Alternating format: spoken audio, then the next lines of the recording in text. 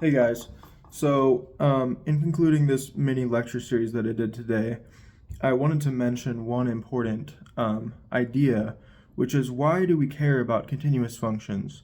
Why do we want to consider continuous functions on the real numbers as opposed to crazy behaved functions? Why does it matter? Well, if you recall our previous discussions about the fact that every real number can be approximated by a sequence of rational numbers, okay? Then continuity essentially tells us that if we want to evaluate a function, a continuous function at a real number, okay, then numerically or in practice, we would actually approximate the value of the function with its value at a rational number, okay? Because we know how to plug in a rational number into a function on a computer, for instance, right? Using a finite, we need a finite decimal expansion to actually perform the calculation on a computer. And so having a continuous function means that I can plug in a really, a long, close approximation to the real number. That's, let's say, a rational number, and as long as I'm close enough to my input value, my output value will be close to the true output value. So really, what continuity is requiring is that nearby inputs, if I vary the input slightly, then that results in a slight variation in the output. So changing, if I have a really, really small perturbation to my input, that's going to cause a really, really small perturbation to the output of the function, which means that if I were to plug in a rational number into the function, the output would be close to the true value of the function, okay?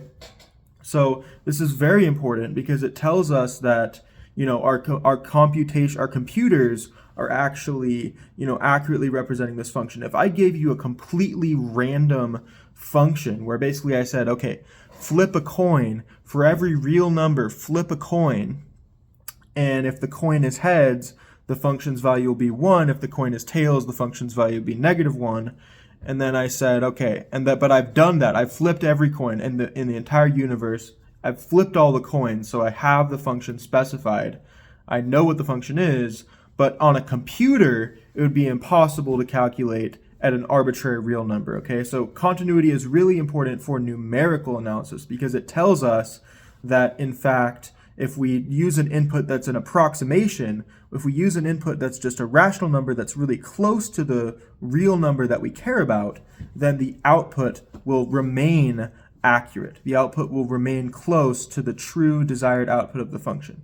Okay, so this is really, really important, and it kind of ties the whole lecture series together as to why do we care about continuity. Well, we know how to deal with rational numbers. We don't know how to deal with real numbers, but we can approximate real numbers through rational numbers, and continuous functions, we can approximate the outputs via a sequence of the inputs. Namely, if I have a sequence of inputs that converges to a limit point, so let's say I have a sequence x sub n that converges to a limit point x, then for a continuous function, the sequence of outputs f of xn will converge to the desired output f of x. Okay, so a sequence of inputs that converges results in a sequence of outputs that converges if the function is continuous. Okay.